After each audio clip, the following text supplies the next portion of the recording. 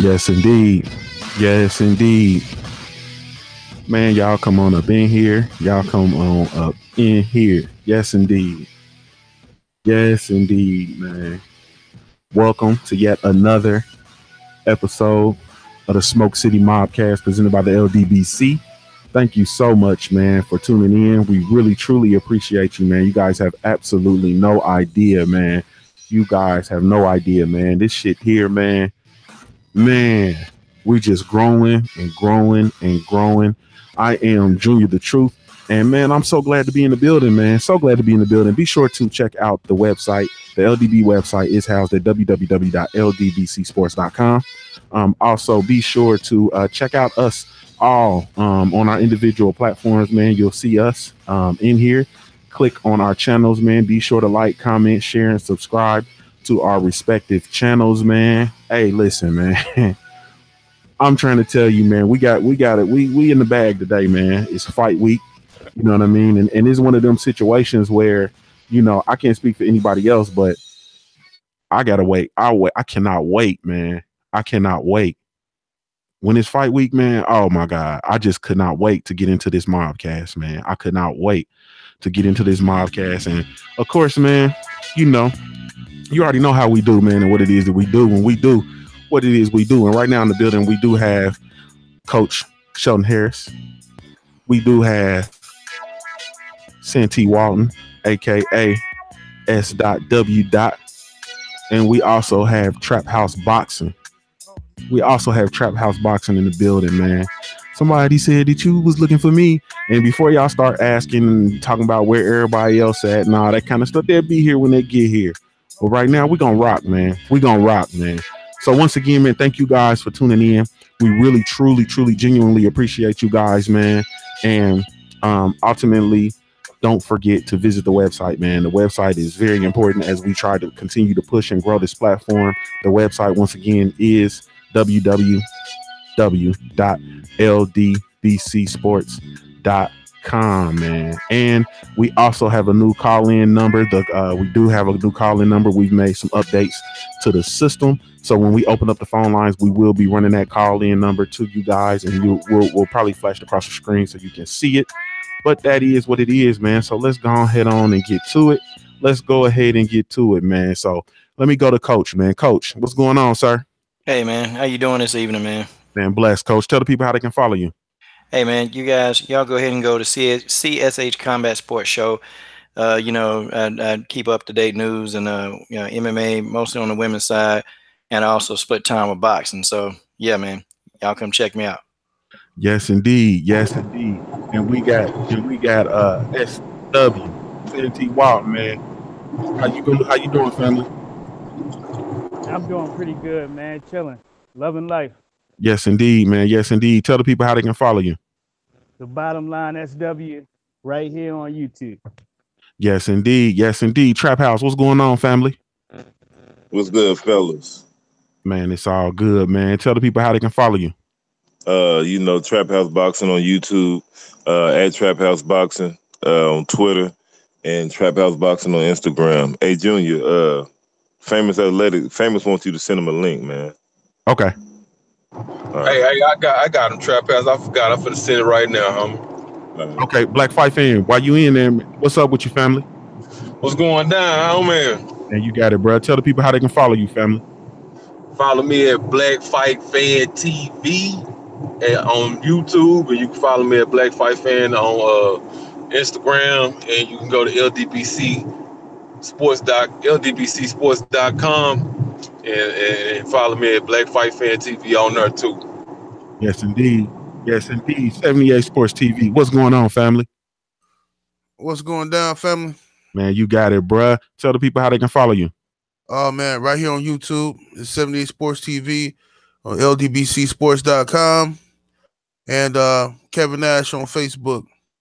Yes, indeed. Yes, indeed. Coach, let me go back to you. So let's jump into this fight week, man. We got that Broner versus Vargas coming up. You know what I mean?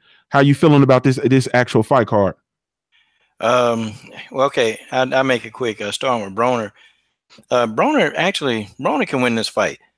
he can win this fight. But you know, the elephant in the room is, you know, he got to let his hands go. Okay. Now my question is Kevin Cunningham going to bring that out of him to get this guy to, you know, let his hands go? You know, Vargas is a good fighter, but I'm pulling for Broner. You know what? And I'm just gonna pull. I'm going with Broner because, you know, all the Hispanics, they're gonna go with Vargas. So you know what? I actually want to see one of my own do well. I want to see the brother do good. I feel like he got the tools to do it, but you know, are we gonna see the Broner that's gonna let his hands go? Or are we gonna see the attention deficit disorder Broner come on out there and then, you know, not be focused? Because I don't know, man. I got my things about Broner. But if he's focused and if he's doing what he's supposed to be doing, he's going to win. Charlo versus Centeno. Charlo should be able to knock this guy out fairly quickly, man. I don't even know if the fight going to go past the 5th round. And then Tank Davis, I'm not really familiar with his opponent. I'm not familiar, but I looked at some video on this opponent, man. And this guy, I don't know, man. This guy don't have a chin. And I think Tank could be able to, you know, do something with him, man, and get a guy out of there. I mean, I think these fights, man, the only good fight that I see really on this card is I think the Broner and Vargas fight is going to be a competitive one. Yes, indeed. Yes, indeed. I see Famous just fell in the building. What's going on, Famous?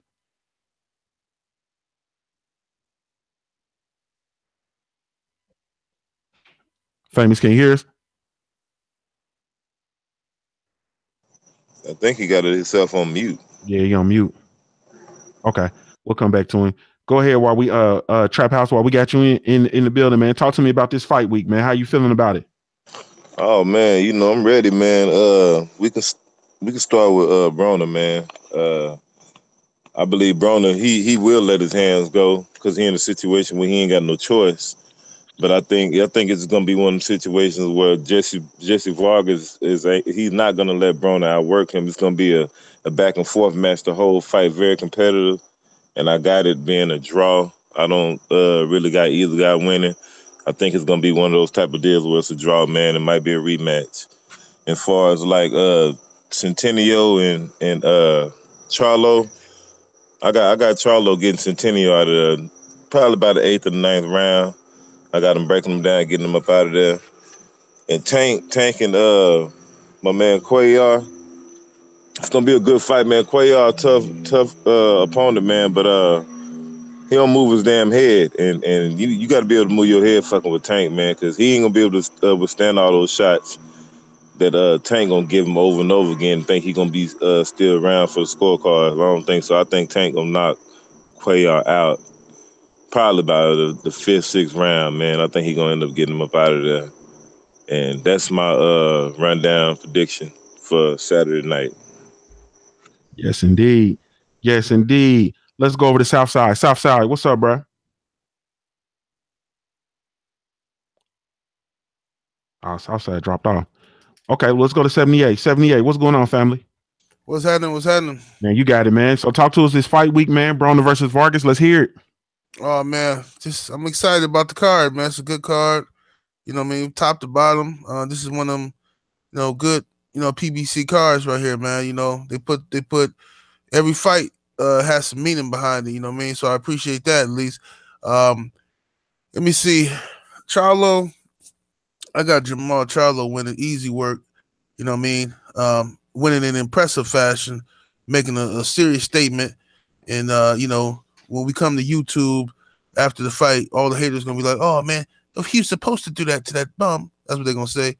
And then as far as Tank Davis goes, I hope Tank Davis show up in impressive fashion. You know, the guy from what I've been seeing of the guy he fighting is pretty good, man. Dude got a little, you know what I'm saying? He got some work on him. So Tank really needs to make this a showcase. He really needs to make this a statement. He needs to show out because Tank been talking a lot of trash about other fighters and all this other stuff, you know, about Mayweather and all that. Tank really, really, more so than anybody else, Tank really got to show out because they talking about Tank want to be a pay-per-view star and all of that. You know, that's going to be very difficult for a guy of his stature to be a pay-per-view star. So he going to really have to do something impressive. You know, I don't see in this era of boxing, just my personal opinion, in this era of boxing, with all these dogs, you know what I mean? And like Black Fight Fan TV say, the pressure fighters This is the pressure fighter era. I don't see Tank Davis being no pay-per-view star unless he adopts that. And I think people, like, we just came from an era of Floyd, you know what I'm saying? And Floyd was a tactician who, you know, pot shotted and stuff like that. And look, man, ain't nobody else finna make no $300-400 million doing that shit. You know what I mean? They're not finna be able to do it.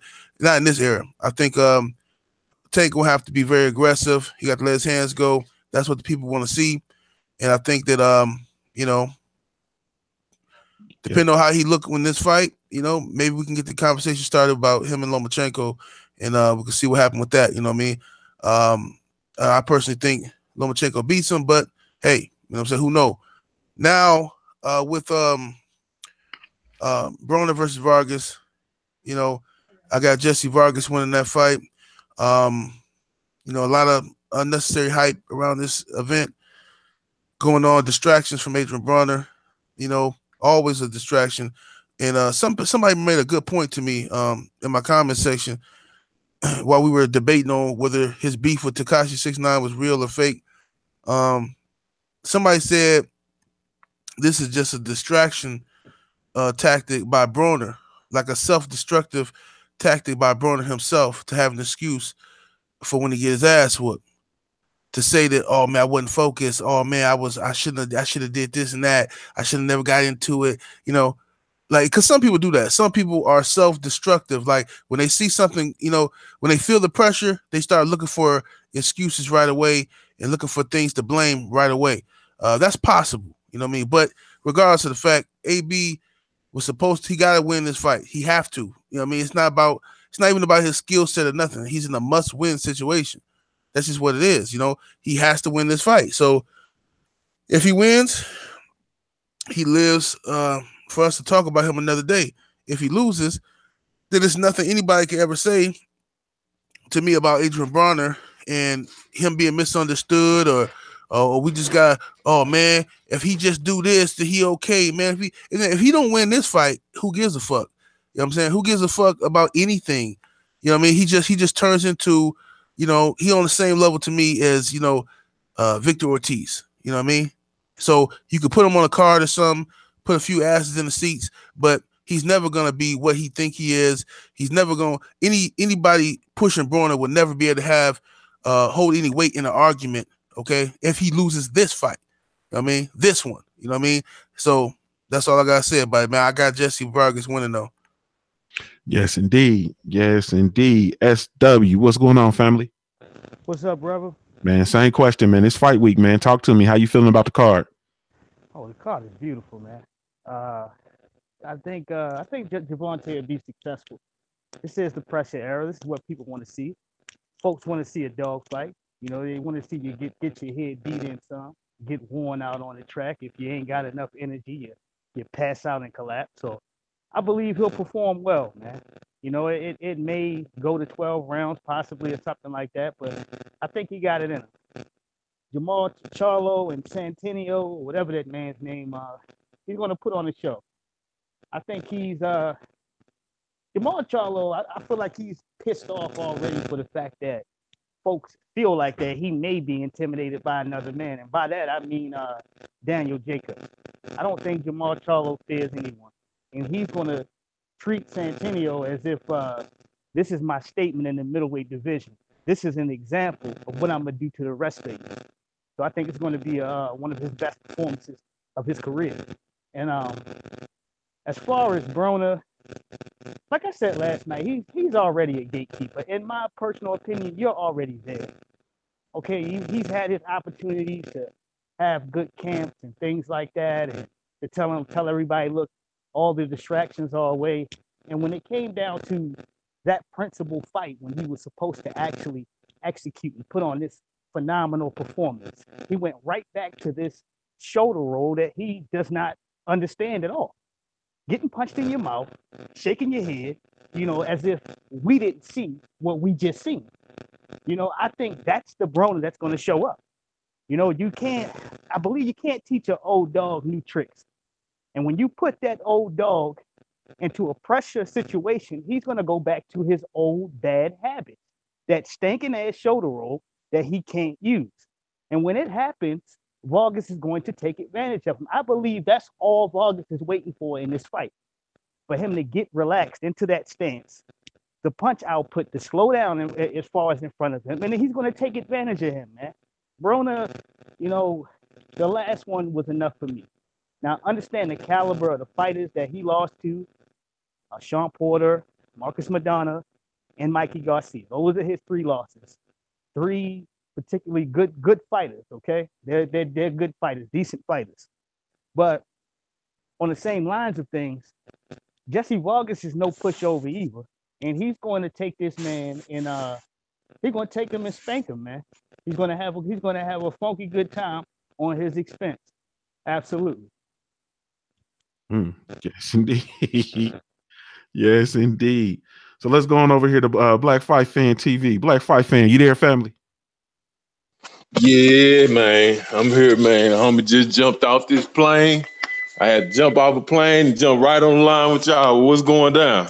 Hey, man, boy, oh my God, boy, you got to get it. You got to get it. Same question though, man. Same question. So it's fight week, Broner versus Vargas. Beautiful card. How you feeling about it? I'm feeling good about it. I wouldn't necessarily say I'm feeling good about all the antics that's been going on surrounding it. I told y'all how I feel about mixing all that cornball commercialized street stuff with the sport of boxing, but it is what it is, As far as Tank Davis and Jesus Cuellar go, like I said before, I think that's a tough fight for Tank Davis. I don't think it's easy. I've seen him struggle against guys similar to Cuellar in the past. Don't matter if he move his head or not. If the guy gonna come forward and the guy can take Tank's power, he in trouble. If the guy can take Tank's power, he in trouble. And that's all it really takes to discourage Tank, get him out of his element. And if you keep coming forward, you can beat him. You know what I'm saying? You can wear him down and you can beat him. As far as Centennial and Jamal Charlo, it's going to be a good fight. Centennial can box. He can fight. He's a very good fighter. He ain't no bum, but he's a good fighter, and he's a good fighter. But it is a showcase fight for Jamal. I expect Jamal to show up, show out. I expect him to hurt Centennial and possibly stop him. As far as Jesse Vargas and AB, AB is what he is. I mean, but this is the thing, and I've said this before. I believe that Jesse Vargas don't put the pressure on the right way. I believe he's a pressure fighter, but I don't believe he got the volume to disrupt AB. And AB have the hand speed, and if you let his confidence build, it don't matter if he letting his hands go or not. If you give him the opportunity to pot shot you to death, he will. As we seen him do to John Molina. So if you let him get out first, if you just following him around and letting him shoot, and he shoot, then it's a problem. And I don't know if Jesse Vargas is going to come with that volume that's necessary along with that pressure to beat AB. Now, if he coming in there throwing and throw 1,000 punches, then AB in trouble. I mean, AB ain't gonna lose the fight. You know what I'm saying? Hey, Junior, man, Bo-Mack is saying that's the wrong pen, man. Give me another pen. You trying to call in. Hold on 1 second. But move on to the next one and do that real quick. Okay. Hey, Famous Athletics, you with me, family? You there? Yeah, I'm here now. Hey, what's up? What's up, y'all, man? How y'all doing? Hey, man, it's all good, family. Tell the people how they can follow you. Oh, you just type me in on Google, man. I pop up everywhere. I don't just do talk boxing. I do a lot, music, etc., etc. FA''MUS Athletics. Shout out to everybody on the panel today. LDBC brothers, man. Yes, indeed. So same question. We got that fight week going on and it's going down. How you feeling about the fight card, man, and who you rocking with? But I ain't gonna lie, I actually wish I could live stream, but they They always doing some dumb shit with my account, like banning me or whatever the case may be. But good fight card, man. We're gonna start with of course the Lions. So you're gonna start with Charlo and Centennial Jr. I mean, Centennial Jr. To be honest, I don't think much of him. I don't think much of his skills. I just think he just did in a way for a lion to just devour him. I mean, ain't no disrespect. He a fighter, but at the end of the day, this is boxing. This is what we do. We talk boxing. I got Charlo stopping him. Pretty much who else we got? We got Tank and Cuellar. I mean, I seen Cuellar fight before. Yeah, he hits hard. Yeah, he's the Argentinian, but he make a lot of mistakes, man. He lunge in a lot. He just not. I don't know. I just don't see I don't see how good he is. I just see he got power, and I'm rooting for Tank on this one. I want Tank to beat him because the inevitable can happen if he gets past Cuellar. And that's the fight we're pushing for because I really want to see Tank succeed. I don't want him to follow in the footsteps of AB, even though he with him. But I want to see Tank succeed and knock this dude head off, get him out of there, make a statement, and move on because we need to see the big fights that we want to see and we need to see for boxing. And as far as Jesse Vargas and Broner, like I said this a long time ago, I don't care how fast AB is. I don't care about all that. He does all that in sparring, man.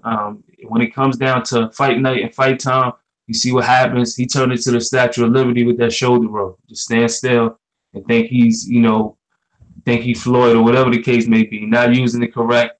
And I got Jesse beating him.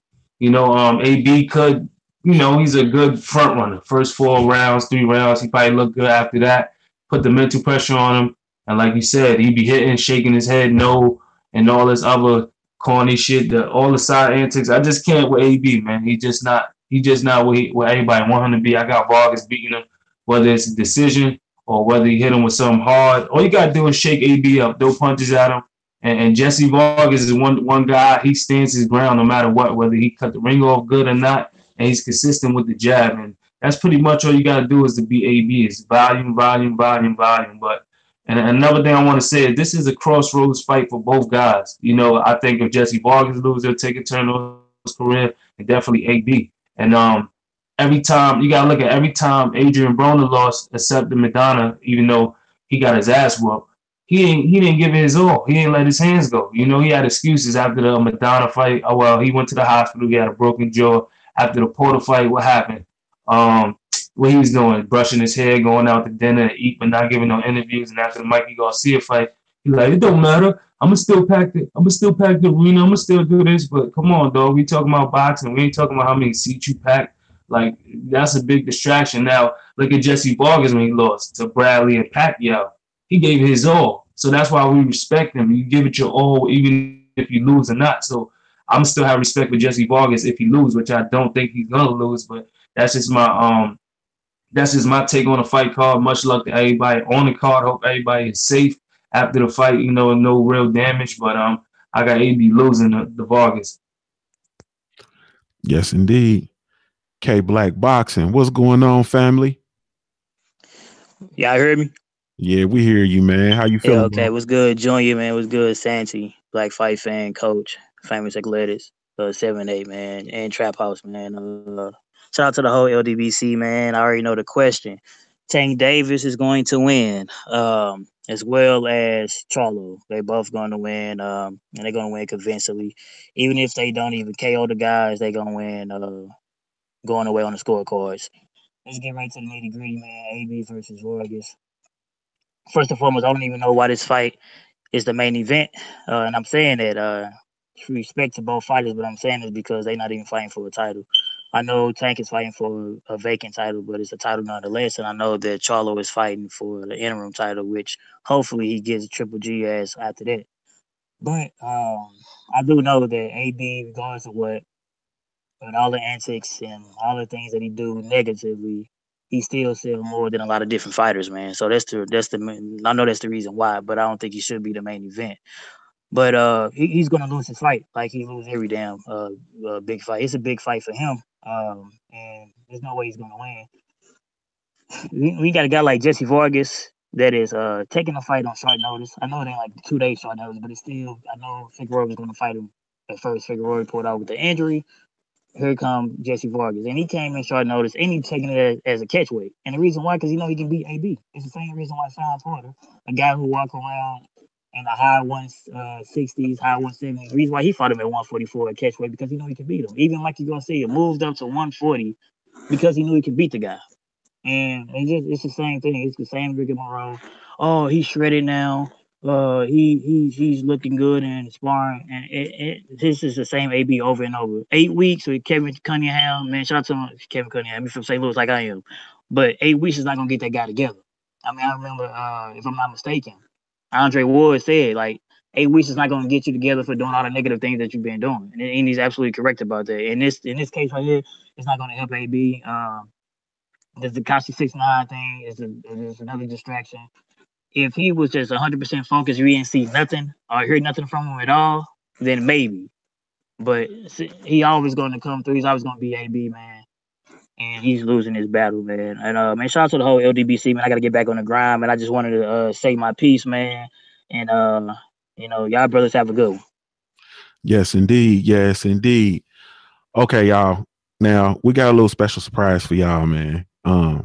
It just is what it is, man. It just is what it is, man. We told you what it is that we do. We told you what it is that what we coming with, man, and what to expect from us. We have man, a special guest who just called in to the line. Let me see if we can bring him on. There we go. Bo-Mack, can you hear us? What's up, man? Yes, sir. Man, it's all good, family. It's all good. So we have none other than Bo-Mack himself, man, the trainer of, man, Terrence Bud Crawford, special newfound friend of our brother Black Fight Fan TV. And man, we want to thank you for coming on to the show, man. How you feeling? Well, I'm doing pretty good, man. I'm doing good. Excited about being on y'all show. Been telling you I was gonna come on, so I figured, well, I might as well come on now since I'm just chilling in the room. Yes, sir. Yes, indeed. Yes, indeed. So we're gonna just open up, man. And first of all, man, what's going on with you guys, and how is things going with Terrence Crawford in preparation for the upcoming fight? Everything is going as scheduled, man. You know, we had that little bump in the road where he had a little contusion on his hand, on his back of his hand, which was like the cartilage around his bone, and kind of like got inflamed a little bit because he was sparring, and then he was just going in for the kill. He hit the top of the sparring partner's head, top of the head, and then he had one of those headgears on that got the metal in it, and then he just tweaked his hand. So, you know, we just we pulled back, let the hand get healed up. You know, we back in camp. We just got back in camp. We just got back to Colorado Springs Sunday, but you know, we just took a couple weeks off. But we've been training. We trained without using the hands, still running. You know, still hitting the double wind bag, speed bag, just keeping keeping the body in shape. You know, just pull it away from the hand, working on the hand, right hand. But other than that, man, we good. We good. You ready? Yes, indeed. Good and ready. So we know that, you know, we have coming up against, of course, Jeff Horn. But what is it, if anything, that concerns you guys or concerns you as a trainer? Nothing really, man. Nothing really. Just make one thing. It's kind of hard to find Jeff Horn style. You know, everybody say, "Oh, you use a punching bag. Use a punch. Do good about something. He must be good about something because he beat some good guys out there." So one thing as a trainer, you want to try to get the closest style as possible. You know, so your fighter can get used to it. Get used to it in that ring until he can take control of the ring or get control of the rhythm. You know, them are the type of sparring partners that you need. So that's just my only concern. But I actually just found one good guy, but that's gonna be a secret because I'm gonna reveal it at the end of training camp if he don't reveal it, you know. But that's gonna shock some guys overseas when they get over here, and they're gonna realize who I've been using. And then they know they gonna know that I'm being serious business.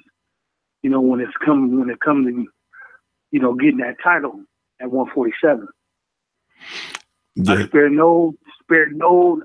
nothing. If I gotta put the house up to get the best, to get the best sparring, to get the best out of Terrence, I'm definitely gonna do it because I know what my man can do. Well, Bo-Mack, what's up, homie? This Black Fight Fan TV, man. What's going down? What's going down, baby boy?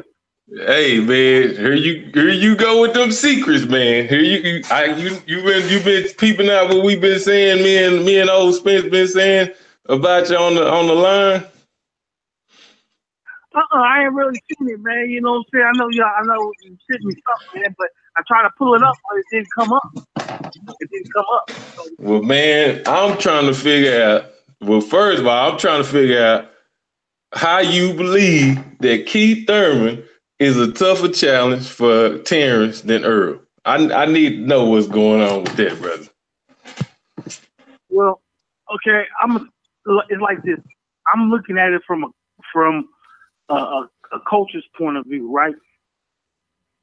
So I look at Spence's style and I look at Errol's style.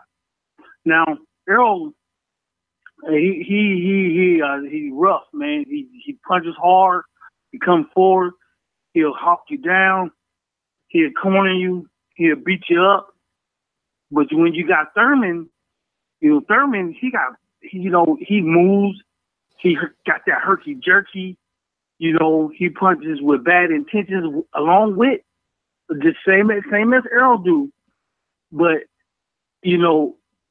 Errol is not all over the place like Keith is. Keith all over the place, man. He'll punch from every angle that you can possibly think of. Them the type of opponents you really don't want. You know what I'm saying? Because that's like swatting at a flock. You got this big ass bat, and you trying to hit a fly with that big ass bat, and that fly all over the place. That's why I say what I said by, because I'm looking at it as a culture standpoint.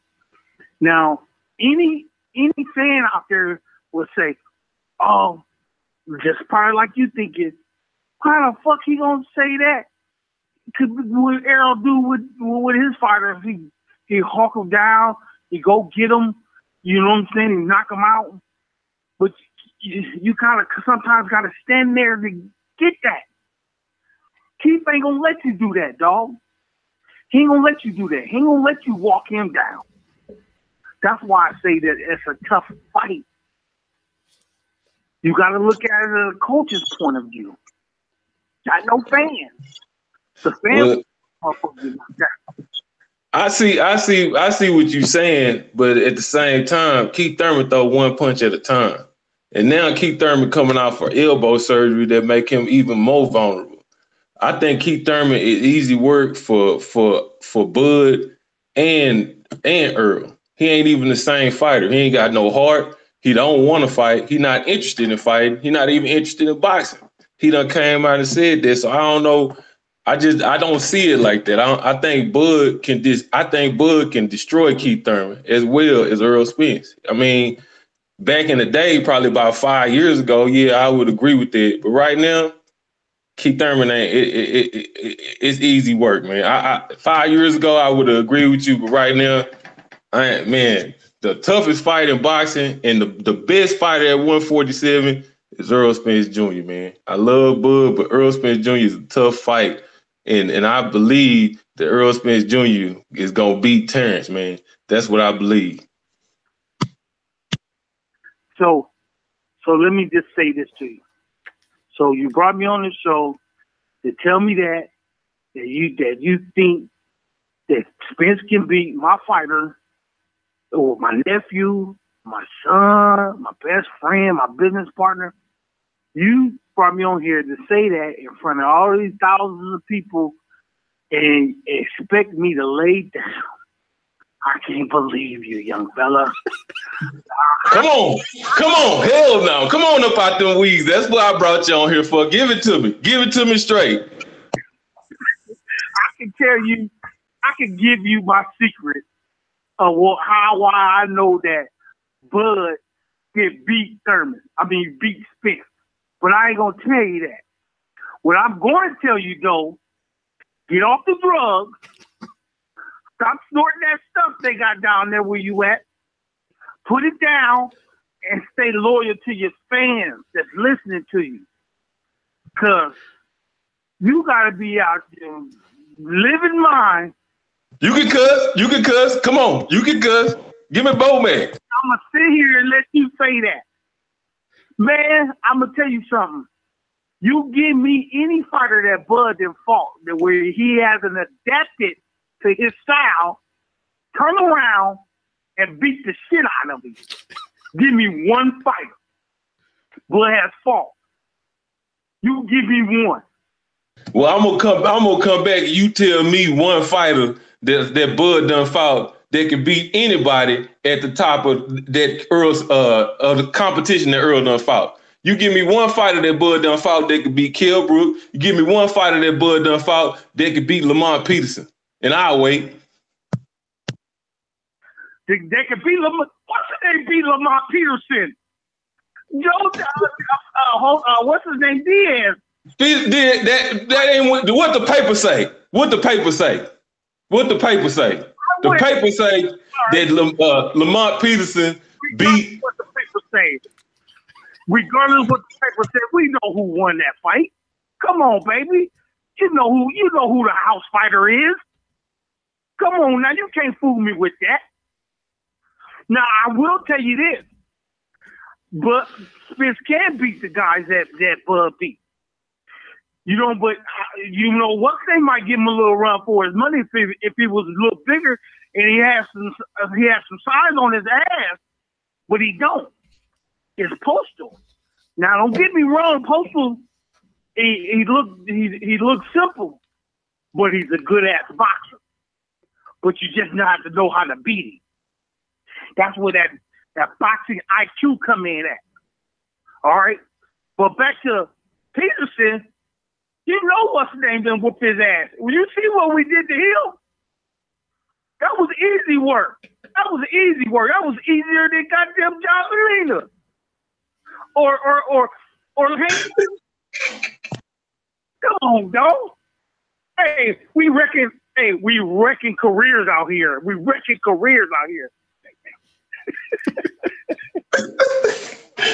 Look, man. Look here. Listen. I can't wait. Look, I want y'all. You know what? I want y'all to come down here for that Errol Spence fight, so y'all see how bad we beat up on this Mexican. I want y'all to come down here and see that, man, because y'all don't believe in the truth. So obviously, we got to show y'all the truth. All I'm saying is, man, my guy. I hope you should watch the video because he said something directly to you. He said, I got my homie 78 on the phone. I can't remember what Earl said. He said, Bo-Mack is lying to himself, man. The man is lying to himself. He said he know that I'm gonna walk through Terrence. I don't know why he's telling these people anything else. Do you have a message or something to say? Because the homie I'm sure he listening. Listen. You know they just exchanged some Twitter about last week or week before last. So now it ain't just me telling Errol Spence that, Terrence gonna get in that ass. Terrence is telling him himself. Now you pick up those tweets that they was going back and forth and started to do about basketball numbers and playing basketball and betting. I don't gotta be out here being a mouthpiece for Terrence. Terrence got his own mouthpiece. Terrence told the man himself, let's put some money on it. Come on, baby. Now, when you got a fighter like that that's telling them one man, I'm going to show you who the best in the ring is. You better bet on that man right there because you know what?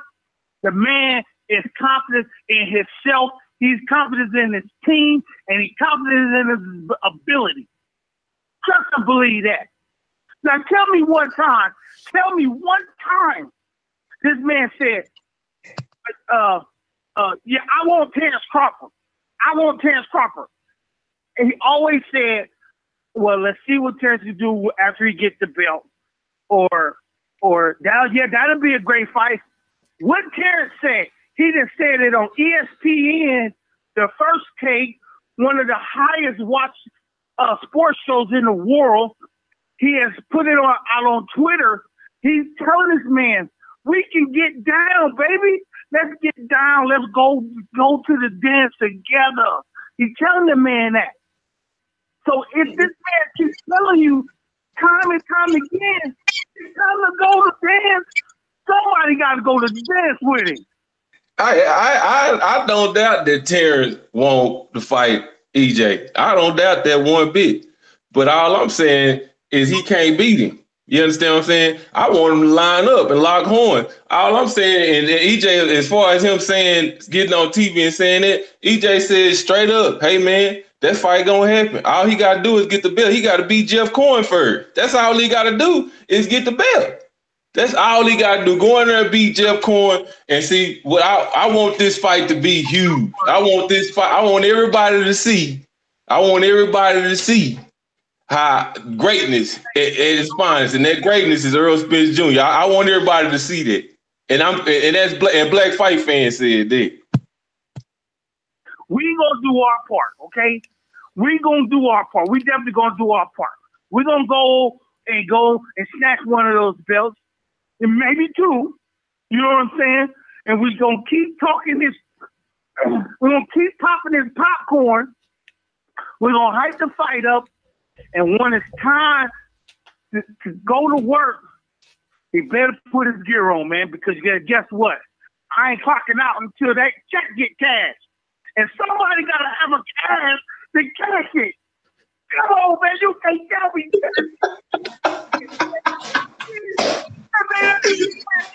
one time. Hey, man.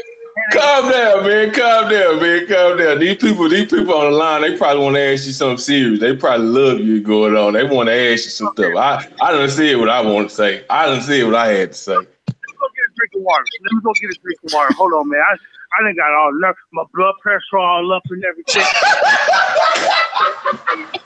That's the only name that make my ass itch. So they keep throwing that name up in there. What about Errol Spence? What about Errol Spence? Hey, Bo, tell them how Terrence get when they start talking about Errol Spence. When you start, how is it in the gym? When y'all talking about Errol Spence, what Bud real feelings about Errol Spence in the gym? Man, listen. Hey, listen. It's like this. It's like this. Like I was telling you before.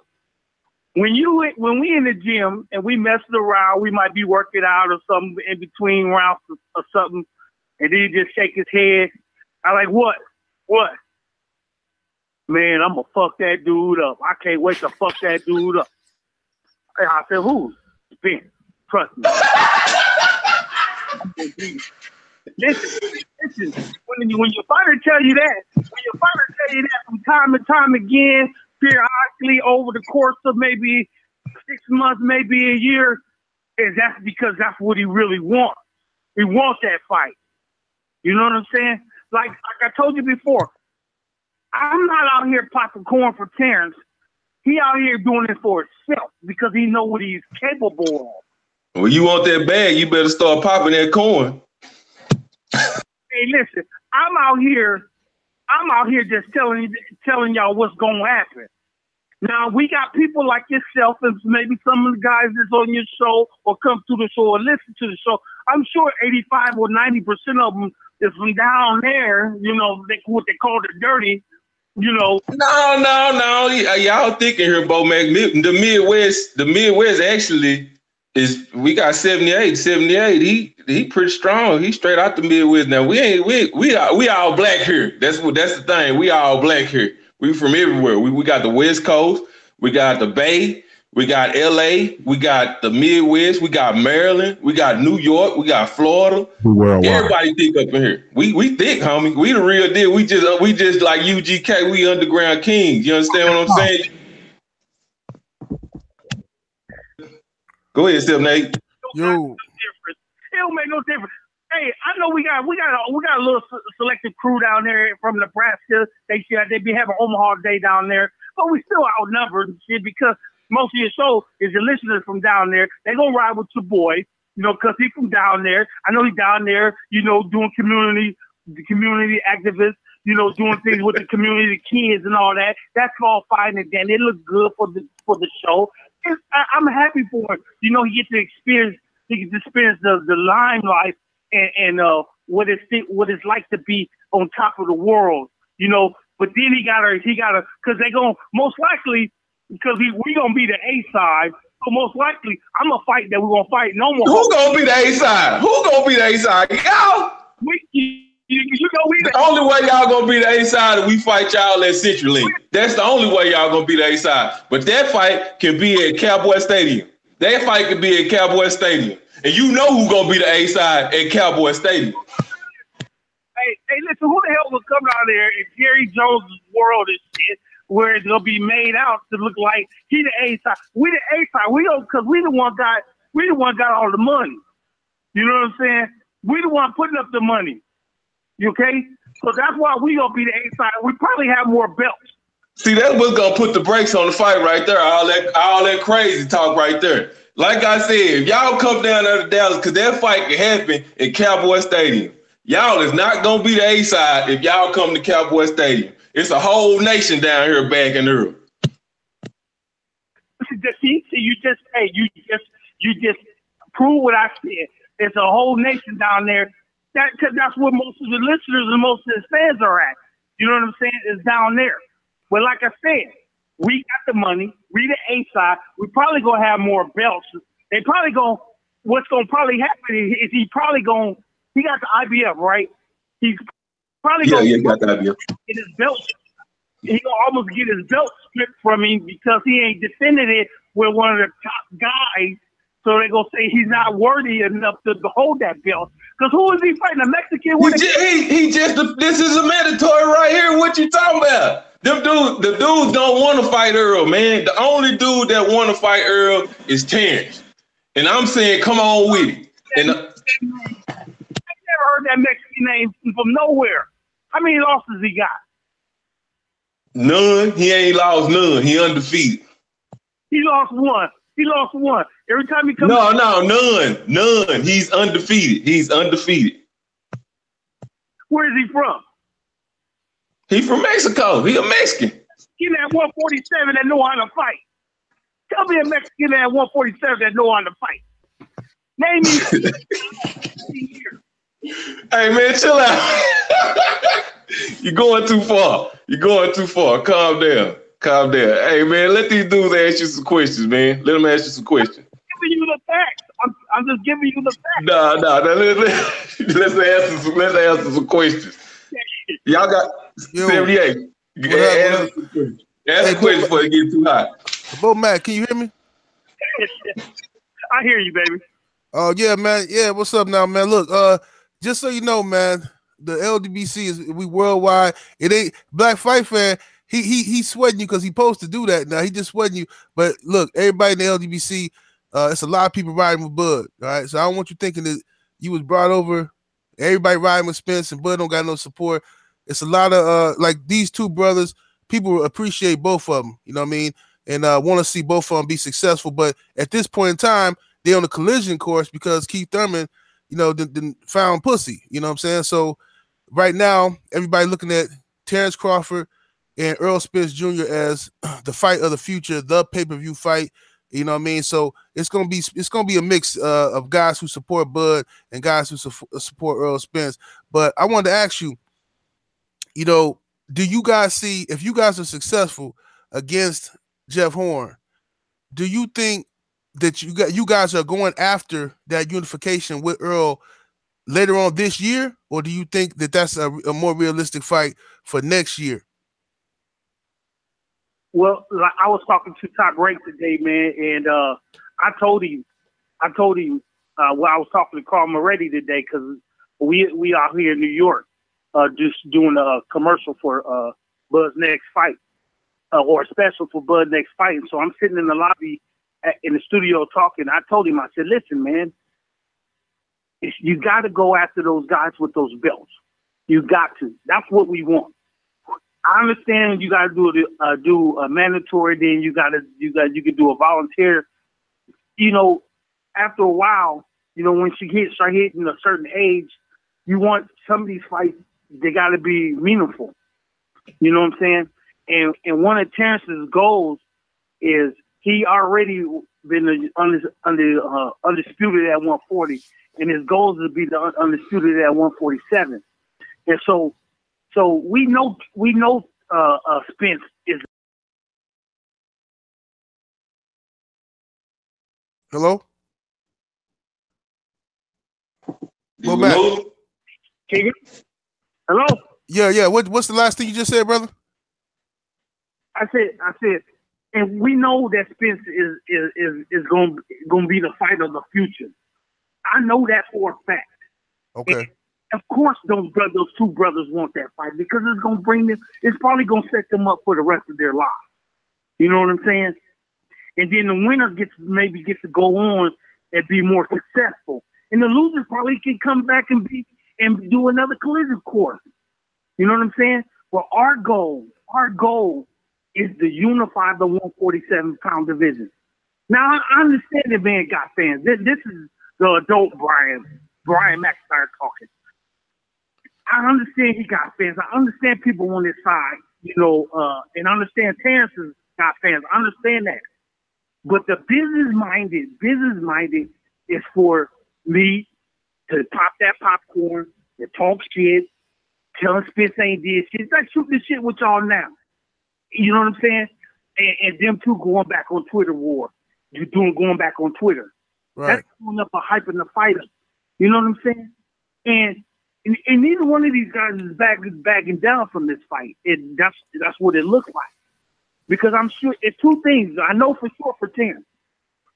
He wants to be the unified 147-pound champion, and the man wants to be wealthy. He don't want to be rich. He wants to be wealthy. And if he got to take that route, if that's one of the routes that he may have to take to go through Spence to get to where he needs to get, then he's prepared to do that. You know what I'm saying? So that's why I talk a lot of shit to a lot of these different shows and a lot of these reporters, because I'm with this dude almost every day of his life. And I see with my own eyes what this man wants to do.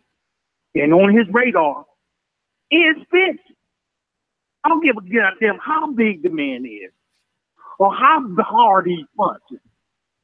But I know what Terrence can do, and Terrence knows what he can do. Now, don't get me wrong. I don't want nobody getting nothing wrong. Terrence is a big dude, man, and he's strong as shit. He might not be as strong, might not be as big as Spence, but hey, he probably a little bit more Lucifer than Spence. He's not going to adapt to different styles. He'll take your style away from you to make you fight his style. Man, that's a boxer that you want to ride with, because you can bet the house on that man. Because if he want it, you goddamn so you should want it too. So that's the only thing I'm saying, brother. Well, I'm gonna tell you this right now. The LDBC gonna do everything we can to make both of them brothers a bunch of money. I don't care if this fight, what we got to do to make this fight the biggest fight, we gonna do it. And the brothers that's on the line, that's listening to us, they with that 1,000%. We want both of these brothers for what they did and all the work that they done put in, both of them, just by wanting to fight everybody and wanting to be the best. That's enough for us to back them and get them everything they need to retire comfortably. It ain't no fighters that we would rather see enjoy the fruits of their labor more than Errol Spence Jr., Terrence Crawford, and Deontay Wilder. You know. Right. You're right, man. You're right. And I will say this, man. I'm gonna say this, man. Man, I don't got nothing against Errol Spence. I don't got nothing against his coach. I think I met him once or twice. I don't have nothing against those guys. But if I want to get that fight, since that last big fight slipped through our hands because he was scared as shitless, so if I know I got to get a big fight out there, I'm going to talk that shit, man. I ain't even met these brothers before, but if somebody asks me what you feel about Spence, and the first thing always come to my head about anybody or anything that's gonna be against me or mine, you know what my first word is gonna be said? Fuck 'em. Cause they ain't right with me. Ah! Love it, man. You know what I'm saying? You know, but if he's sitting on the same side of the fence I'm on, and some what they call that, some skinheads on the other side, I'm riding, man. Let's ride. Let's ride down on these motherfuckers, man. Let's go, baby. That's the type of man that I am. Bo-Mack over there set tripping, man. Already. Hey, give him some more questions. Give him some more questions, 78. Give him some more questions. Trap House want some. Trap House. Let Trap House get in there. Hey, Bo-Mack, man, this Trap House, man. I hear you over there set tripping and all that, man. What's going on? What's going on, yo? No, nothing, man. I want to ask you a question. Do you think that it would be a promotional issue when it come down to Bud and Earl, when it come down for them to fight? You think that's gonna be an issue? No, man, it ain't gonna be no issue. Because listen, y'all, listen. Now, listen. Kansas over there with ESPN, right? And so, you know, they got deep pockets. I'm talking about deep. You know what I'm saying? And they trying to put on the best fights as possible. And they know for a fact that Terrence and Errol is a pay-per-view fight. It's gonna draw the uncasual boxing fans to the TV, to that control that says buy. They know that. So what they gonna try to do, they gonna try to get the fight. That's why I said earlier, we got the bread. You know what I'm saying? Because they gonna make him a healthy offer. He damn so gonna make him a healthy offer. So I offer that he might not can turn down, or him or his handlers can turn down. So that's why I said that, man. It ain't gonna be no issue. Wow.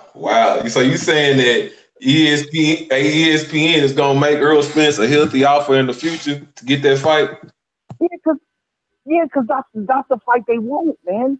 That's they looking to put on the best fights, man. You know what I'm saying? They looking to put on the best fight, and it's a plan that we've been putting together probably for like the last year. You know what I'm saying? So that's the way I see it. That's the way that I'm going. Hey, can I ask a question? Go ahead. Sure, right, Bo-Mack, this is Bottom Line SW, straight from Maryland. But has there ever been a fight in particular where you've been at all, where you were just surprised by Terrence Crawford's performance? I'm a big fan of his. I ain't never seen anything like it. You know, I was born in '88, and the man, he can fight from southpaw. He can fight the orthodox stance. He's nasty. I've never seen him in a situation that past 3 rounds, he couldn't break his opponent down. Is there anything that has ever shocked you with an opponent that he's been in there fighting against? No, it really hasn't, man, because, in his amateur days, like when he was like 14, 15, like we used to go to the Ringside World Tournament, or we'd go to the Nationals, and because up in the East Coast or down in St. Louis or over in Philly, you know, those guys get fights weekend after weekend. Then by the time they get 17, they already got 150, maybe 200 fights. And Terrence only got about 75, maybe 80 fights as an amateur. And so I used to get worried when he had to fight those guys, man, because that's a hotbed over there for brothers, man. You know what I'm saying? The East Coast and the Upper East Coast, up in Maryland, up in that area up there. Yes, sir. I always got kind of nervous, man, because you know, you'll never catch that style. You'll never see that style fighting in Omaha, Nebraska. You'll never. And what about Danny moving? I mean to cut you off, but what about moving up at 147 and a possible big money fight with Danny? Can y'all see that down the line, or do you think that Danny would even fight you guys? Danny Garcia. Well, I can see it down the line. I could definitely see it down the line. You know, that's if he'd take the offer. Right. No, because I know you guys got a history. You guys already have a history from the amateurs, right? Right, we sure do. It's 1-1. He beat Terrence 21-20 the first fight, and Terrence beat him like 23-14 the second fight. So that would be a rubber match. I don't correct me on the don't quote me on the second fight, but I know he kind of ran away with the second fight. They fought in California. Yes, indeed, Bo-Mack. This is Junior the Truth. I got a question for you. And I'm for the record, man, I'm from Ohio, man. Ohio born, player made. It's a question from one of the listeners in the chat room. It's Trap Media, and he wants to know how you feel about Keith Thurman and his inactivity and or his holding up the division and holding the belts, and do you think he should be stripped? You know what, man? That's a good question, man, because you know, I was thinking, you know, maybe after this Horn fight, we get past Horn.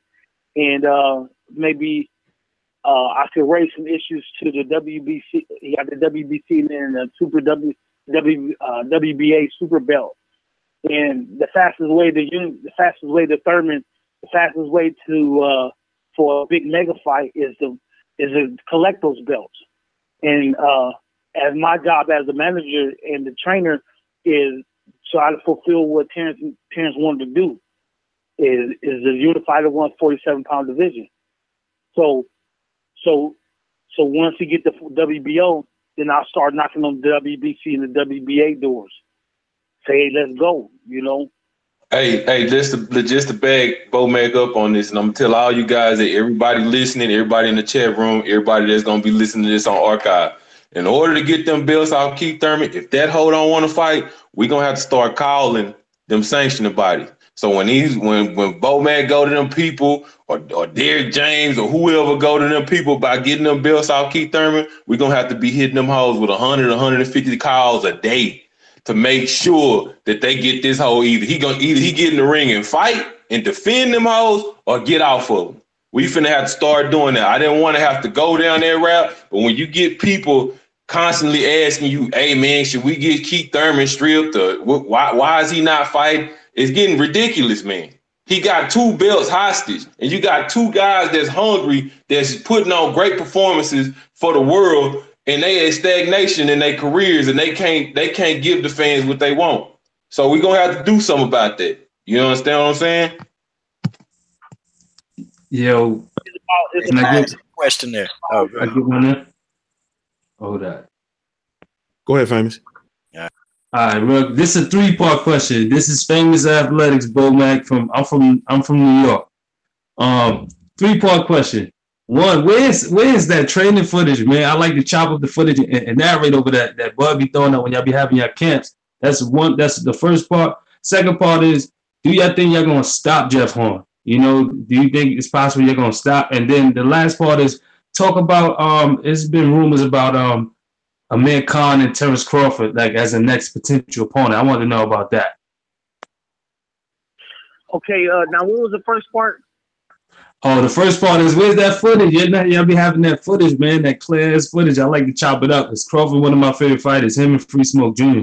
So I just like to chop it up and put it up and throw it on my channel and narrate over it and talk, and people enjoy it. So training footage. You said Bud be posting training footage out when y'all be like in Colorado and stuff. He looking for the training footage so he could edit. Hey, just go to like his Instagram or something like that, man, or his Instagram or his Twitter. You know, he don't put up a whole bunch. You know, he just put up like shit they be playing around with. You know what I'm saying? Or you could go to YouTube and look for Camp Life Crawford. They got 4 episodes, and that pretty much sums it up about what we do in camp. And that was before the last fight, when we was getting ready to fight. I think we tried to get ready to fight Diaz or somebody. Like, yeah, Diaz. You know, we couldn't get ready to fight him. That'll show you, pretty much what we do for like 7 or 8 weeks up there in Colorado Springs.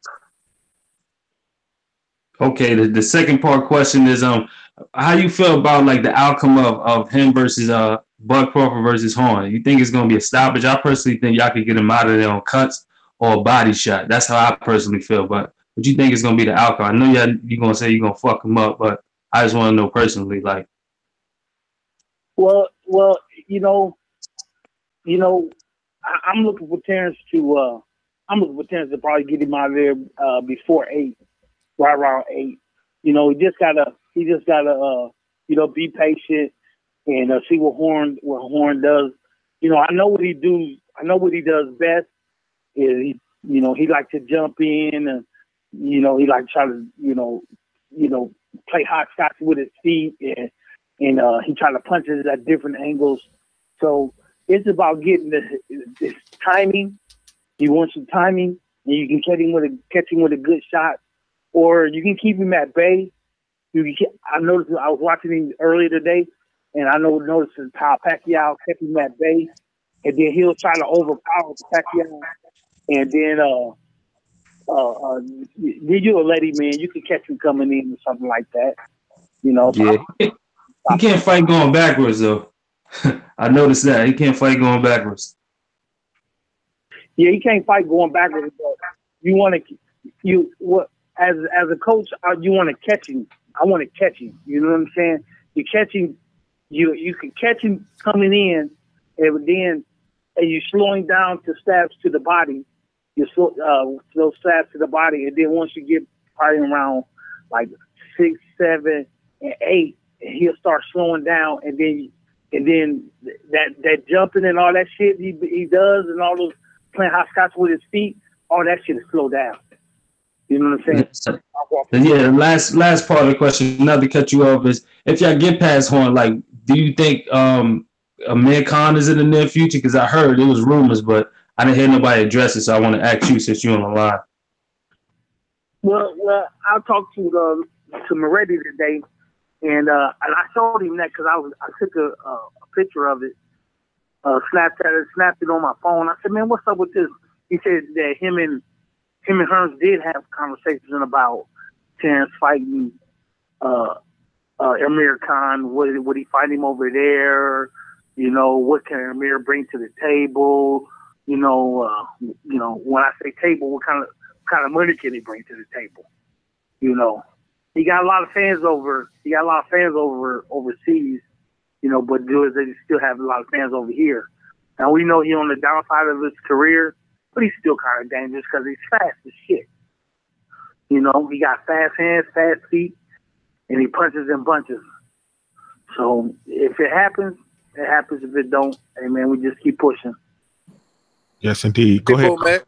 Hey, Bo-Mack. Hey man, what's good? Oh, you go ahead, Coach. Nah, bro, you got it. Go ahead, man. Come on, mine good. yeah. I was going. What's going on, Bo-Mack, man? This Southside Boxing 601 from Mississippi, man. And I want to tell you, a lot of people that follow my channel know that I'm, I'm Team Crawford. You know what I'm saying? I love Errol Spence, but I'm Team Crawford all the way. And I just wanted to ask you if Terrence Crawford is able to unify 147. That means he is unified 140 and a tough division in 147. Where do you think Terrence Crawford should be ranked all time if he's able to accomplish that? I think he should be ranked in the top 10 of all time fighters because I me personally haven't seen in my lifetime one fighter be unified in 2 different weight classes. Not maybe Floyd did it, maybe not. I don't know, but I think he should be ranked in the all-time top 10. And then you gotta look at you know, what Terrence is doing to these fighters, man. You know, good fighters. You know, he destroying careers. He ain't trying to do it on purpose. It's just his mentality when he go in there, his style of fighting when he go in there. So I think the top 10. And I appreciate the love down from Mississippi, man. You know, I'm down from Evergreen, Alabama. Yes, right? sir. And you know, that's something that I always appreciated the most about. Oh, I'm sorry, but I was saying that's one thing that I always appreciate about fighters like Terrence Crawford, because some people try to dissect his resume and say that it's not as good, but at the same time, you know, you got a few guys in there, but it's like, how many guys are just made Felix Diaz look like that? Even Lamont Peterson, somebody who's on Errol Spence resume, had a hard time, and some people argue that he lost that fight to Felix Diaz. Like, I remember a lot of people thought that Felix Diaz was going to be Terrence's toughest fight, but it turned out to be like one of his most easiest fights. I mean, he made the man look like nothing, like he never put on a pair of gloves in his life. You know what I'm saying? I mean, there was a point where Terrence was knocking on top of the dude's head, like, "Are you awake?" You know what I'm saying? Like, ain't nobody doing Felix Diaz like that. Right. That, you know, that comes, man, from being a good, you know, a student of the game. You know what I'm saying? Studying the opponent, listen to his trainers, trying shit in the gym, working on the same shit for months in, a month out. You know, constantly watching yourself and want to get better. That's called student of the game. That means he's trying to get when he do shit like that, man, he's getting his boxing IQ higher. So that's why I always say, I'm always going to stand by my word. When the man calls out another man and say, man, I can beat you. Man, you got to ride with that cat, man. You know what I'm saying? Now, if Terrence is at 154 and Spence is at 147, I'm going to ride with Spence, man. Because I know he can smash all them dudes down at 147 from the top all the way down the list. But Terrence ain't at 54. He at 47. So I got to ride with my cat, man. If Spence is at 54, I'm going to ride with him. Because most of the times, most of them guys up there can't hang with him. Maybe one or two will give him a run for his money or maybe beat him. But that's just the way it is. Yes, indeed. Go ahead, get in there, Coach, before we let him go. Coach Bo-Mack, man, I can't believe this, man. I'm talking to you. Hey, man, I got a couple questions though, man, real quick, and thank you for joining the podcast, man. Okay, I'm gonna go on a segue, man. Like, what are your thoughts, man, about the folks that's discrediting Buzz Undisputed? You know, when he beat Julius Ndongo, and then my next question is, what are your thoughts on Teddy Atlas? You know, fixing his mouth to say that Lomachenko, right there in front of him and Andre Ward, in front of Bud and Ward, that Loma was the best fighter in the world. Okay, I'm gonna answer the last question. It's funny, man, because you know we up here in New York and we're doing this special for Terrence, and so we all go meet Teddy Atlas and Bud and this other guy in a car riding over to the studio together. And Bud looked at Teddy and said, "Now, how can you rank Lomachenko over me?" And so Teddy was like, because of what he's done in the game, he's beaten guys like Rigondeaux, Sosa, you know, and the list go on. He was like, but those guys are smaller than him. You know, Rigondeaux coming up 2 weight classes. Sosa just came off of the loss. Margarito or whoever he fought was coming off a loss, but you're going to rate him in front of me? I don't have no losses. I don't have not one loss, and I'm stopping these guys. I mean, Terrence didn't beat 2 gold medalists and 4 Olympians. And you're not going to rate him the number 1 pound-for-pound fighter? And so I told him he was contradicting himself and all that and this and that and other. So Teddy tried to talk his way out of it. But Man, how the hell is Teddy Atlas gonna explain that, man? That's crazy, man. Yeah, man. What? Everybody has a right to their own opinion, man.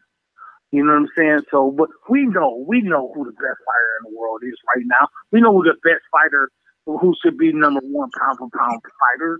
We know that, but that man got his own views. So, let that man ride what he want to ride with. Oh well, for what? Yeah, but how did you feel about it though? See, now I think we know how Bud felt, but I mean, the man that's putting the hours in the gym, you in there sweating, your body hurting too, and being a trainer is not an easy job, man. What were your thoughts and emotions when he actually said that? You know what? I'm like this, man. I'm like this. I swear to God, I'm like this. Man, that man had a right to his own opinion. I know personally, but should be the pound for pound fighter right now. I know he should. What he's accomplished. You know what I'm saying? Over Lomachenko, over Triple G. You know what I'm saying? He made history. He made history last year. No other fighter has done that in the last 12 years. But me personally, I don't give a crying corn's ass what that man thinks. Because he ain't in the gym with me.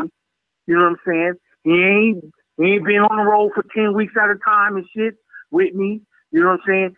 He ain't got to cook this my fighter's food day in and day out. I don't give a crying corn's ass what that man says.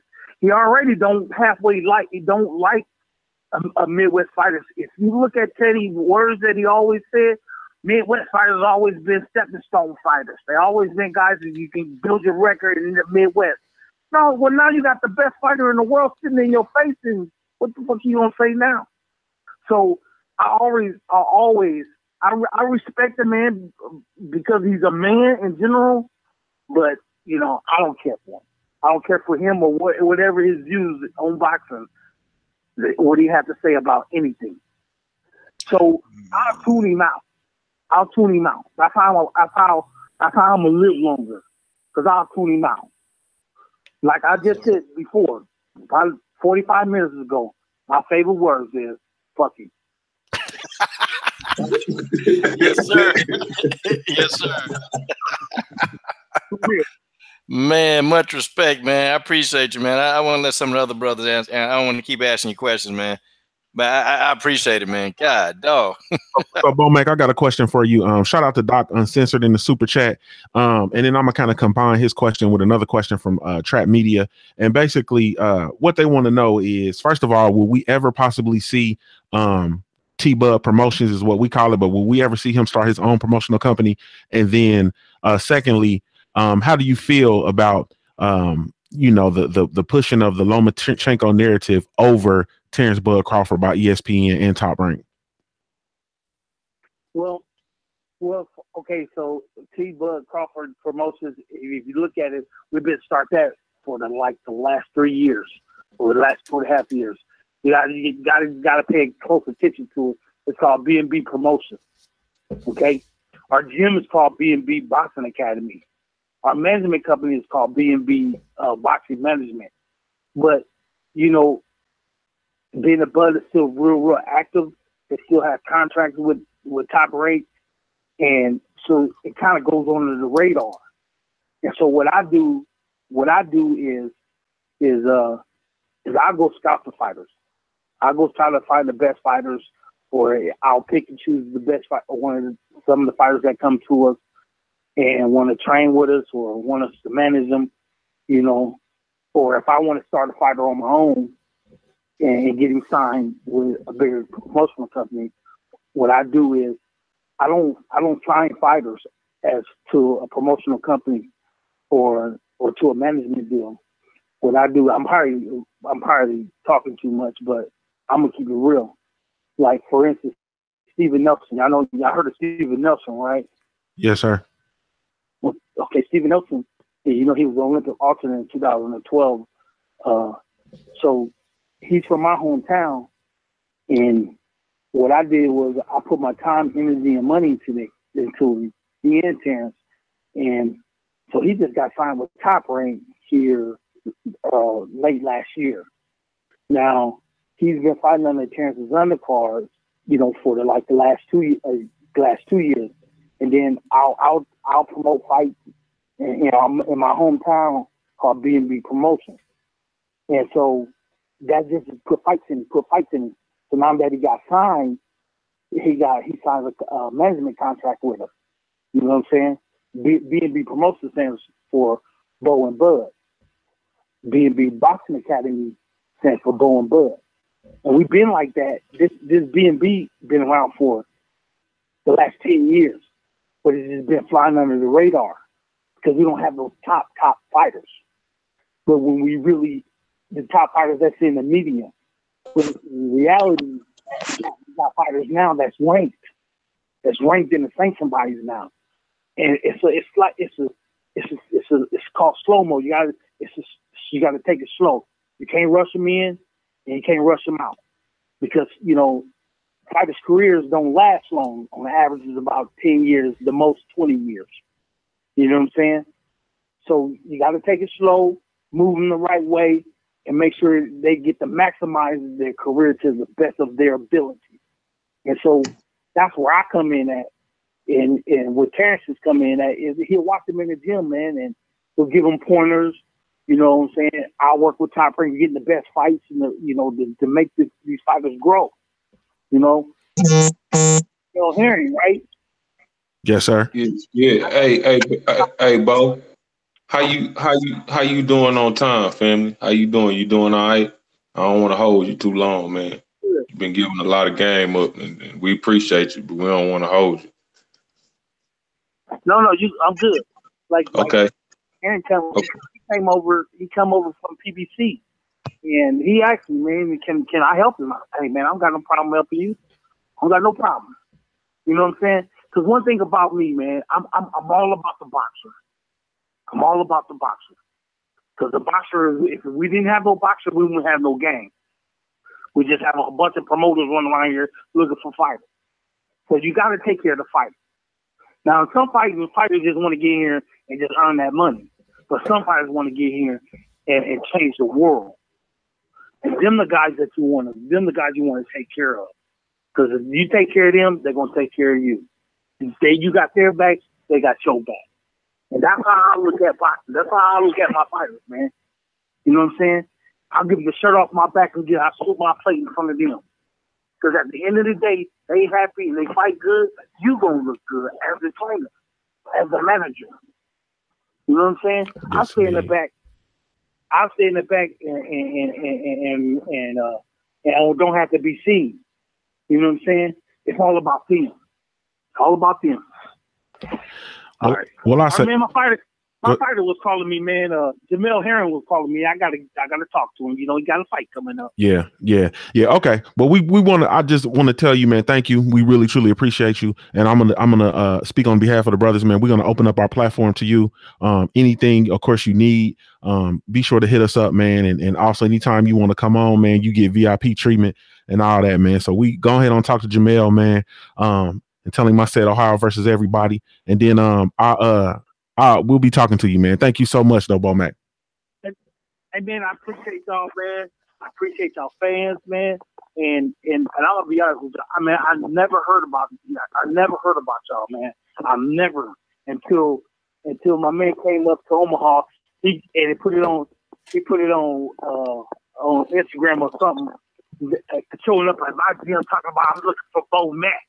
I'm like, what the hell? Okay. They're knocking on my door. You're coming into my gym talking about looking for Bo-Mack. But I appreciate that, man. Because that's love. That's love y'all got for the sport, man.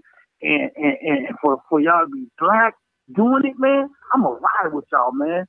I'm going to ride with y'all 100%. I'm going to bring every fighter through this channel.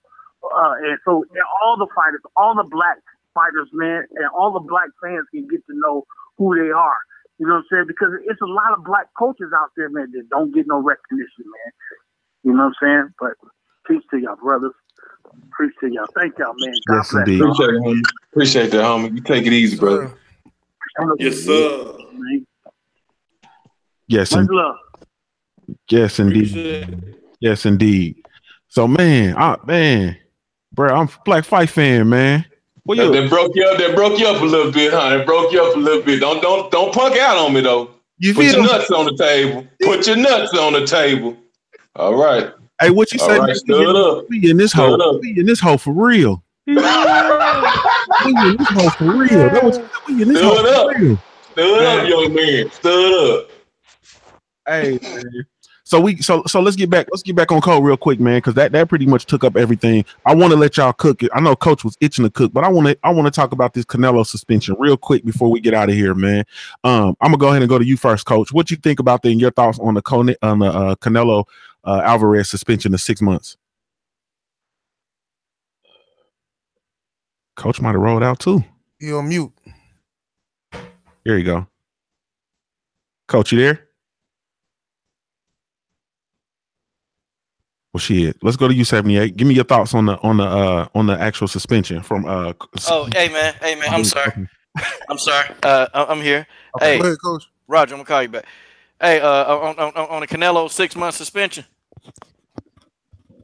Yes, sir. Hey, okay. Oh, good. I'm glad we asking this. Good. You know, after being all called all kind of niggas and all kind of things by Mexican fans, yeah, you know, it's time to come out. He cheated. And 6 months not enough. They should have gave him 24 months, okay? They should have gave him 24 months. They should have made him pay a $350,000 fine, okay? And then on top of that, man, they should have made him go to counseling, okay? And the reason why I say go to counseling on how to recognize a damn pet. It wasn't in his meat, man. It wasn't in his meat. There's a lie, man. This dude had Oscar De La Hoya injecting that shit in his ass, okay? Oscar was giving him the needle in the ass, and the guy was getting all the benefits of clenbuterol through his ass by Oscar De La Hoya. Now, I mean, we know this, man. But we knew that the WBC, man, they're pro-Mexican, okay? They're very pro-Mexican, and there's no secret about it. So you know, you got your boy Suleiman, who, you know, doing everything he can to secure a September fight. But they're stupid, man. They're stupid. And so now, because we the only ones, we calling this out. The LDBC calling it out. Nobody else is putting Canelo to the fire. Nobody else is putting Oscar to the fire. Hell, you know, people won't even talk about the man, you know, putting kitchen utensils up his ass, except for the LDBC. So these people, they need to be called out, man. Canelo, nah, man, 6 months, man. Come on. That's not enough. I mean, you see how they doing with Luis Ortiz, man. And I don't know when Blood gonna release that video, man, but I called the WBC. I called them, and I asked them specifically about Luis Ortiz and Canelo. Now, with Luis Ortiz, they had an answer for me. Oh, yeah, they had an answer. Yeah. You know, if anybody get caught, you know, then, you know, all the other organizations, you know, they get together and they figure out how to do the suspensions, and, it's up to a year max. With Canelo, they didn't even have an answer. Well, we don't really know about that situation. And I was like, well, but Canelo is your champion. He's your WBC champion. So how do you not know what's going on? So, I mean, it is what it is, man. You know, if Canelo, he going to come back, man. He going to get his payday. In 6 months, man, basically, that's how long you take off anyway. Fight twice a year. That's not doing nothing. And then he can probably squeeze him in another fight, you know, at the end of the year. And, he's still going to be happy, man. Seriously. And boy. Oscar done ruined this kid, man. You know, him, the fishnets, all the stuff, man. Look, nobody's going to take Oscar seriously. And everybody going to start thinking Canelo. They're going to start thinking Canelo when running around with fishnets and high heels. I mean, Oscar loses a lot of credibility with this guy, man. And don't tell me that Oscar De La Hoya didn't know this guy was juicing, man. Don't say that, because Oscar knew. Okay, that's your prize fighter. You always in training camp. You there watching to see what he doing. So you knew the guy was taking clenbuterol. And then this guy's a rich guy, right? Why is he buying meat off the street? I still ain't figured that out. Who's his chef? I mean, what, his chef is Chepo? The damn dude that be singing all the time, the dude with the 15 necks? That guy? Yeah, man. These dudes are dirty, man. They know he dirty. I wouldn't be surprised if he wasn't juicing when he fought Amir King Khan. I'm telling y'all. Oh, man. God, dog. Yes, indeed. Same question, 78. Fuck Oscar. Yeah, man. Coach be going in on him. Yeah, man. As far as, you know, Canelo getting 6 months is, you know, it's light work. You know me. I'm glad that they at least on the record suspended him, so now that's on his record. You know what I mean? Cool, but you know they didn't buy the meat story. You know, even though the WBC and WBA was going to bat for him and everything, but you know it is not really going to hurt a guy like Canelo. You know, monetarily, I don't see it hurting him. It might hurt him with the fans. I got to see how he comes back in September. I got to see how that looks there. Who he fights, if it's Triple G. You know, does he lose any? You know, does he lose any negotiating power with Triple G now, or how's that all gonna work? But you know, in reality, I really don't care because you know, if Canelo not gonna fight the guys I want to see him fight, you know, if he's not gonna fight the best middleweights available, then I really don't care what he does. I'm not gonna hype him and give him too much attention because you know, like you said, we got other business to attend. Because a lot of fighters like Jamal Charlo, we trying to get them guys on here to talk to them type dudes. You know, nobody thinking about Canelo Alvarez. You know, but if Canelo stays with Golden Boy, with all this controversy still surrounding Oscar De La Hoya and Golden Boy, due to you know, that strange pedophilia, deviant behavior, whatever the fuck they're doing over there, then it's gonna start negatively affecting Canelo Alvarez as well. You know what I mean? People want to start asking questions because I'm already got questions about Bernard Hopkins and what he doing over there. It just don't make logical sense coming from where he come from, why he would be associated with somebody who do the things that Oscar De La Hoya does. So now we got to start asking the questions about Canelo. Why is he over there? You know what the man do. What could Oscar, I mean, like if y'all go, you remember this, it's an old interview that Oscar De La Hoya did when they asked him about Keith Thurman. And it was like, because he was saying he wanted to sign Keith Thurman, man. And it was so creepy the way he said, he was like, Thurman, if you come to me, I will show you things. I will take you places you would never believe what I can show you. Like, man, get the fuck out of here with that gay ass. What the fuck is that? That shit sounded creepy as hell. Like, man, what the fuck? Like, if a nigga tell me I could show you things you never, I'm like, nah, bro, I'm good. Whatever the fuck you guys show me, keep it to yourself. I'm straight. So I don't know, man. Canelo gonna have to get the hell away from dude though, because it ain't a good look for anybody around Oscar at this point. Yes, indeed. SW, same question. Yeah, what's the future for what you talking about for Canelo as far as the PEDs and the 6 months? Yes, indeed. I think black fight fans said we need to get off the gas with these guys. They're doing nothing for the sport. They're not looking out, man. You ain't doing nobody a favor when you probably was juicing when you went out there to fight Glass Chin Khan. When your ass was probably juicing when you went to fight a drained Chavez Jr. You juicing to fight a Liam Beefy Smith. You're not doing us a favor, man. It's like, unless you want to fight guys like Jamal Charlo and do what you're supposed to be doing and fight the top guys and quit trying to tightrope and create weight classes, why should we care about your suspension or furthermore, what happens with your boxing career? Flush it down the shitter somewhere. These guys shouldn't be taken seriously, man. Not at all. The praise, all the praise and the love and the support and this guy's next fight is coming up, all that should go to these fighters that are coming out here for undisputed and actually trying to be champions, man. You know, for the rest of these dudes, man, I ain't got no love for him, man. You know, I hope he do loses the rest of his fan base and he has to end up getting away from Golden Boy Promotions. Maybe that'll humble him and bring him back to the reality of, at this point, you shouldn't be charging people for pay-per-views, man, unless you're going to do what you're supposed to be doing. You owe the people their money back for them garbage-ass fights, man. I don't care how incredible the knockout look. It should have been on HBO, just like the fight with James Kirkman was, man. I'm disappointed in that guy, man. Yes, indeed. Yes, indeed. Trap House, we ain't heard from you in a minute, family. Same question. How you feel about the Canelo suspension? Oh man, like I said before, man, I think that all these guys that get caught cheating, they need to have some type of little rule that they established to where these guys damn near get something close to like a manslaughter charge so they can be made believers out of cheating to where they won't even think about it. You know what I mean? I think that 6 month shit was just way too light, man. You know, they let Canelo off the hook. And I believe that all of a sudden Canelo after he beat Triple G in September, whatever he decided to do whenever they fight, he gonna have some newfound interest in the WBC all of a sudden now. When he gets them belts, he ain't gonna vacate this time. He gonna play around with these belts, and he might vacate one of them.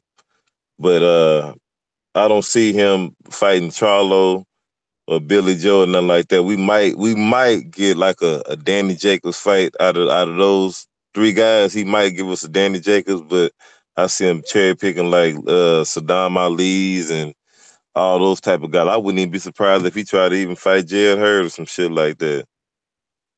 Just to stay away from the animals. Mm-hmm. Yes, indeed. And shout out to Trap House, man. You elapsed 1,000 subs this week, man. That's big, man. I really truly want to salute you, man, and send you a shout out for that, family. Thank you, bro. I don't think I hit it yet though, man, but I'm creeping on the come up, man. We should hit it after the night. We should hit it after the man. JB Trap House, man. That's what's up, man. Yes, indeed. Famous Athletics. Hey, we right back to you, family. You still there? We right here, man. Yes, indeed. I mean, pretty much. I mean, I just want to touch on something a little bit. Like I have read something, and anybody could chime in and let me know. Was it true that Canelo pulled out at a testing that when he fought Liam Smith? I heard he pulled out of the random drug testing. I think he did. I think he did. I think it was cloudy around that time because that was around the time when he was beefing with the WBC real tough for the Gennady Golovkin stuff and him dropping the belt. So he had an excuse. He was justified, So nobody really paid attention to it. I think he did. He could have been on it, but like Trap House said, man, that like he said, that manslaughter, that shit had me laughing. But 6 months ain't enough. And he returned in September, or is it 6 months from now? Because I don't really be covering the Canelo media. Like I don't ever really put him on my page unless it's something like real super informative. Other than that, I don't even really cover him because it's like I don't really care for like Golden Boy. I don't really care for them. I just like to poke fun at Ryan Garcia. The little hype job that they got there, and that's pretty much it. But I don't really be covering no Golden Boy. But 6 months ain't shit, man. Like you said, Luis Ortiz got popped. A whole bunch of other people got popped, man. At the end of the day, it's politics. Money is the root to everything, and these are just I don't know who's to say that Canelo ain't do this shit on purpose just to get a bad name and just to try to limp his career because that's how it's looking like with boxing. Even if you translate to the welterweight division. You had the WBC mandate Porter versus Garcia. You don't never hear nothing from Garcia. You don't never hear nothing from him. You feel what I'm saying? You don't even really hear nothing from Porter. So it's like, I don't know if the boxing game is just like the length of these guys' careers because they ain't no up-and-coming stars or whatever the case may be. But that's how it's looking to me, to be honest. It's just a strategy to keep your career going and dodge whoever you can dodge and hope people move up and try to get them out the way with this and that. So it's just, a chicken running in traffic. That's pretty much what it is to me. Hey, famous Irvin Hendry said that Canelo pulled out 5 weeks before that Liam Smith fight. See, so I wouldn't doubt it, man. I wouldn't doubt it. Like you said, they be making up in weight classes, and only man, this shit is politics, man. That's why I don't like the politics fighters. I like the fighters who's willing to fight, who they want to fight, and if they don't get the fight, like you said, we push for them, but. Guys that's just, he got the most money or he brings the most business. I understand that, but that's not what I came a boxing fan for. When I first started liking boxing, I ain't never said, yo, damn, he making a lot of money. Hell no, I was like, yo, he can fight, and that's what it is with me. So it is what it is. Yes, indeed. Yes, indeed. All right, Black Fight Fan TV, it's on you, family. Same question, man, to bring us on home. Well, man, I don't really have a lot to say, about Canelo, man. I'm disappointed in him, but I don't really care nothing about him. I haven't really cared nothing about him. My main focus ever since that stuff went down with Golden Boy, dissing Fred and throwing him out like that, and just not caring about what we felt and what we had to say was destroyed him. And to be honest with you, they assisted more than we needed them to. They actually self-destructed through Oscar De La Hoya, and I think 78 brought this up, and he made a great point. And I know a lot of people didn't elaborate on this, but everybody was talking about Al Haymon and Richard Schaefer stealing fighters, but why? I mean, you got to understand these people that are around Oscar see some of the most erratic, sadistic, seedy, deviant behavior. You know, Oscar is open with this stuff. If you know him personally, he doing this. If he doing this on camera in front of strangers that he met on a website, you could just imagine what his business partners have seen. And that's why he got the same business partners, because them people got so much dirt on him, he can't fire them. You understand what I'm saying? So the real reason why, like 78 said, is Al Haymon and them guys, they got them fighters out of there. They made a bunch of money and made a bunch of moves, but they protected them because this is not nothing new. And you don't see guys going back over there. The guys are not going back over there. When Vanis Martirosyan left Al Haymon, he did not go back to go back over there, go around Oscar De La Hoya. When guys leave Top Rank, they is not going to Golden Boy. And if they do, they silly. You know, but I haven't seen that. I haven't seen that because people know what's going on. And, you know, like even when Nate Campbell was saying, dudes know what's going on at Golden Boy, man. And Canelo, to be honest with you, I wouldn't be surprised if Canelo left Golden Boy. I wouldn't be surprised. I would advise him to leave Golden Boy. I would advise him to get an advisor and do his own promotional company. I don't know if he's going to be able to come back in September, because from what I read, Canelo can't even do business until the entire, he can't negotiate a fight until the entirety of the suspension has been carried out. And I don't think I don't think he'll have enough time to negotiate a fight by September. So I think he has to wait into October.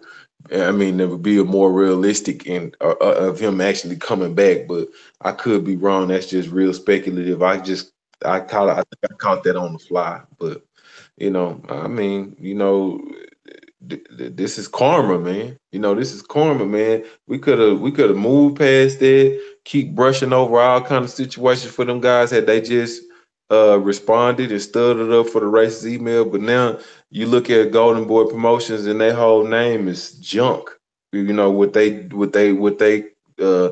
feces they done strolled all around the community. You know, it's fecal matter. You know, instead of them taking care of their business and being a stand-up promotional company and doing things the right way and taking care of the people that they need to be taking care of, whole entire races and cultures of people, you want to overlook that. Well, you see the result. You see the result, and let that be a lesson to a lot of you guys that's out there that really ain't got your mind right. You know what I'm saying? A lot of you promoters and guys like that. You know, it don't have to be like that, man. It don't have to be like that. But the days of you disrespecting black fight fans is over with. It's not flying no more, homie.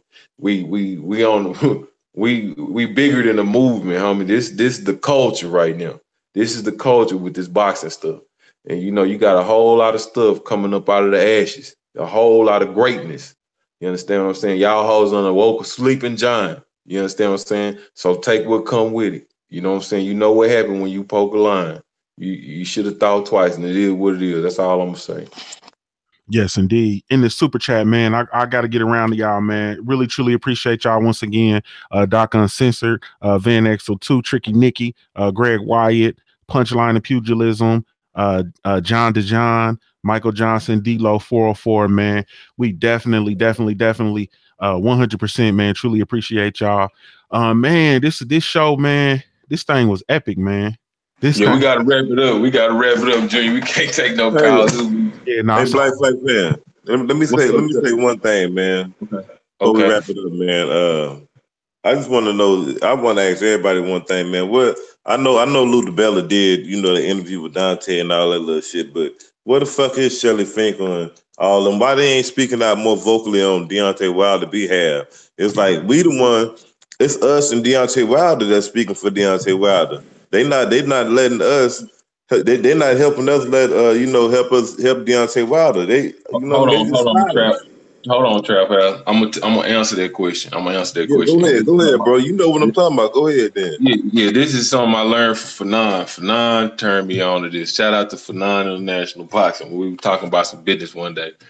Deontay Wilder got a non-disclosure. In order for him to receive that contract, him and people from his management team, they got non-disclosures, aka gag orders. They can't discuss the business out publicly. They can't talk about none of that stuff right now. That's the first thing that they do. That's why when I was saying that them fools is quiet, Deontay Wilder is so quiet, it's because they can't speak in public. He can't speak in public right now because they negotiating a deal. So I knew that, I recognized that immediately. That's why when I told y'all it's some paperwork flying around out there, because this guy got out here and said that. And the thing about Joshua can move any kind of way he wants to, because he's the cloak and dagger behind Eddie Hearn. You know, and Deontay Wilder and Shelly Finkel and his management team, they doing business on their own. So, you know, it's and plus Anthony Joshua and them sent the contract, so they was able to put the stipulations of the non-disclosure in there. So Deontay Wilder just can't talk right now into that deal situation. Either they drop the deal, they ain't after it no more, or whatever time limit or whatever stipulation they put on it. You know, so that's what it is, homie. That's what it is. I heard that. I got you. Yes, indeed. Shout out to Mike Biggs Boxing, man, in the super chat. Go ahead, Coach. Oh man, hey, you guys already discussed Triple G, right? Nah, we didn't get around to it, so we probably have to. We got a little bit of time, so we'll push that back to next week. Okay, good. Yeah, man, good. Yes, indeed. All right, now, man, thank you guys, man, for tuning in. Of course, man, this was a live one, man. As always, I told you we had something special in store for y'all, man. We really, truly appreciate y'all, man, tuning in to the Smoke City MobCast. Be sure to go over to the website, man. The website is housed at www.ldbcsports.com. Get you a profile, man, and we get it jumping over there as well, man. So be sure to get in there, and also be sure to smash the like button while y'all still in here before y'all get ready to get out. Hey, man, tune in to us, man, every Wednesday, 9:00 p.m. Eastern Standard Time, the Smoke City MobCast, man. The link is up. The next week, the phone lines will be open, of course, and we really, truly, genuinely appreciate you guys, man. Shout out to Bo-Mack, man, and Terrence Bud Crawford. Shout out to the entire LDBC Lions Den boxing community in the words of 78 Sports TV. If you don't know, now you know. And man, I'm gonna end on this note from my homie Big Fight Black Fight Fan TV. Man, we in this hole for real. We'll see y'all next week.